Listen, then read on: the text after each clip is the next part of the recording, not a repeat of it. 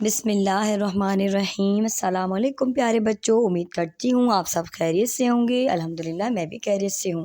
آج میں آپ کے لیے ایک اور بہت پیاری سی کہانی لے کر آئی ہوں جسے سن کر آپ کو بہت مزہ آنے والا ہے۔ کاغان کی خوبصورت وادی پاکستان کے شمال میں واقع ہے۔ اس کا موسم کشمیر کی طرح نہایت خوشگوار ہوتا ہے۔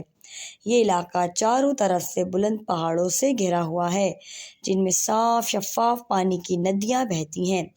اس وادی میں بالا کوٹ کے مقام پر ایک خوبصورت کوٹھی میں احسن کے والد، جو محکمہ جنگلات کے افسر تھے، رہا کرتے تھے۔ احسن اور اس کا چھوٹا بھائی ضیاء دونوں گرمیوں کے موسم میں اپنے والد کے پاس ہی رہتے تھے۔ ایک روز دونوں بھائی سیر کو نکلے۔ چونکہ اس علاقے میں جنگلی جانوروں کا ہر وقت خطرہ رہتا ہے، اس لیے باہر جاتے وقت احسن اپنی شکاری بندوق ہمیشہ ساتھ لے جاتا تھا اور آج بھی بندوق اس کے پاس ہی تھی۔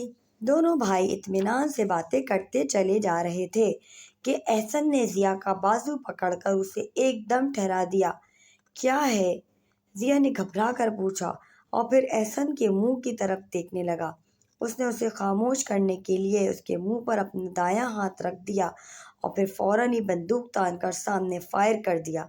فائر کے ساتھ ہی وہ سڑک کے پار جھاڑیوں کی طرف بھاگا اور ضیاء کو بھی اپنے پیچھے بھاگنے کو کہا۔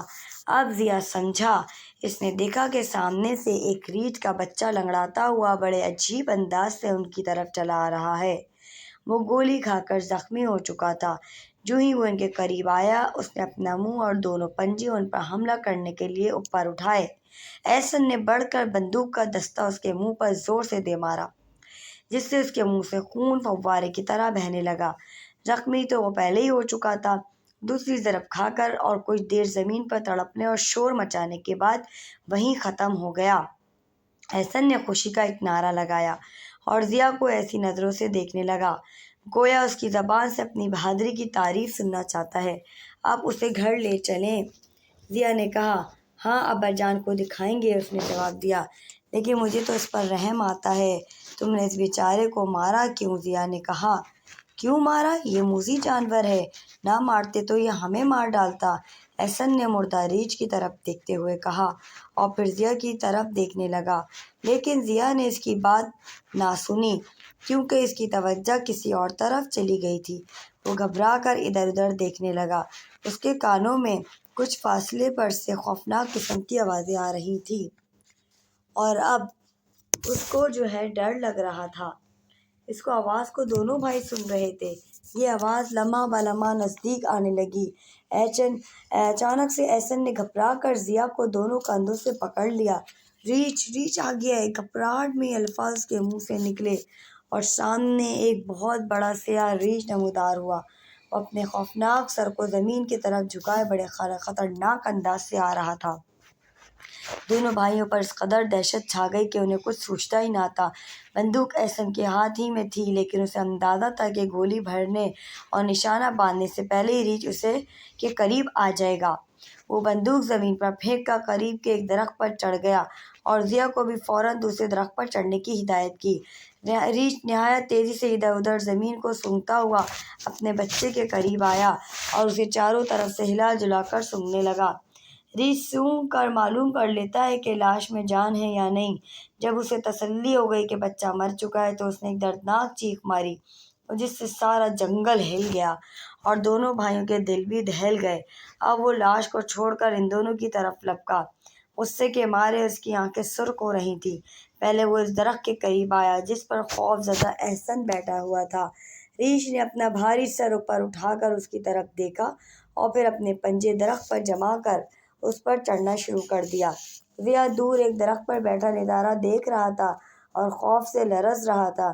ابھی ریچھ احسن تک نہ پہنچا تھا کہ احسن نے چھلانگ لگا کر اسی درخت کے ساتھ والی شاخ پر کود گیا۔ ریچھ دوسری شاخ تک نہ جا سکتا تھا، اس لیے اب وہ نیچے اتر آیا تاکہ نیچے سے دوسری شاخ کی طرف جا سکے۔ اسی دوران میں ضیاء نے اپنے بھائی کی جان بچانے کے لیے اپنے آپ کو خطرے میں ڈال دیا۔ اس نے درخت سے نیچے اتر کر زمین پر پڑی ہوئی بندوق اٹھائی اور گولی بھر کر ریچھ پر نشانہ لگایا۔ ریچھ جو ابھی درخت کے تنے پر ہی چڑھنے کی کوشش کر رہا تھا، زخمی ہو کر ایک دم مڑا اور احسن کو چھوڑ کر ضیا کی طرف دوڑا جو اب بندوق پھینک کر دوبارہ درخت پر چڑھ رہا تھا۔ دونوں کے درمیان بہت کم فاصلہ رہ گیا تھا۔ ریچھ نے اپنا اگلا پنجہ اسے مارا جس سے وہ زخمی ہونے سے تو بچ گیا، لیکن اس کی لٹکتی ہوئی قمیض کے ٹکڑے علیحدہ ہو کر ریچھ کے پنجے میں رہ گئے اور ریچھ پھسلتا ہوا زمین پر آ گیا۔ احسن نے دوسرے درخت پر سے بھائی کو آواز دی کہ اور اوپر چڑھ جائے کیونکہ ریچھ دوبارہ درخت پر چڑھ رہا تھا۔ اب جب احسن کو ضیا کی جان خطرے میں نظر آئی تو وہ درخت پر سے اترا اور ایک گولی ریچھ پر چلا دی۔ ریچھ جو ضیا سے اب چند فٹ کے فاصلے پر تھا، گولی کھاتے ہی دھڑام سے زمین پر آ گرا۔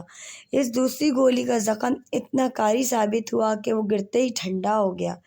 ضیا نے جو درخت کے بہت اونچی شاخ پر بیٹھا ہوا تھا، جب ریچھ کو اس طرح زمین پر گرتے دیکھا تو اس نے خیال کیا کہ شاید ریچھ کو گولی نہیں لگی بلکہ اس نے درخت پر سے احسن پر چھلانگ لگا دی ہے اور اب وہ احسن کو زندہ نہیں چھوڑے گا۔ یہ خیال آتے ہی وہ بھائی کے غم میں اپنے حواس کھو بیٹھا اور غش کھا کر درخت سے نیچے گر پڑا، لیکن خوش قسمتی سے وہ مردہ ریچھ کے اوپر گرا جس کی بدن کی کھال اور بڑے بڑے بالوں نے اس کے لیے گدیلے کا کام کیا۔ جب اسے ہوش آیا تو ریچھ کو مردہ اور بھائی کو زندہ دیکھ کر اس کی جان میں جان آئی اور پھر دونوں بھائی ایک دوسرے سے لپٹ گئے اور رونے لگے اور خوش بھی ہوئے۔ اب ان کی خوشی کا کوئی ٹھکانہ نہ تھا۔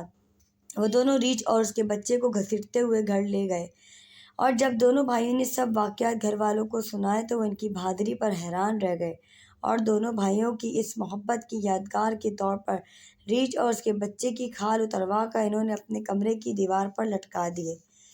جی پیارے بچوں، امید کرتی ہوں آپ کو یہ کہانی بھی اچھی لگی ہوگی۔ اس سے ہمیں یہ سبق ملتا ہے کہ ہمیں اکیلے جنگل میں نہیں جانا چاہیے، کسی بڑے کے ساتھ جانا چاہیے یا اپنے ساتھ کسی جو جنگل کے آپ کو گائیڈ کرنے والے ہوتے ان کے ساتھ جانا چاہیے تو تاکہ آپ کسی مصیبت سے بچ سکیں۔ پیارے بچوں، امید کرتی ہوں اچھی لگی ہوگی آج کی کہانی۔ اسی طرح آپ لائک، سبسکرائب اور شیئر کرتے رہیں تاکہ اور بھی اچھی اچھی کہانیاں میں بناتی رہوں اور سناتی رہوں۔ جزاک اللہ خیراً۔ اللہ حافظ۔ کسی اور ویڈیو میں ملتے ہیں پھر۔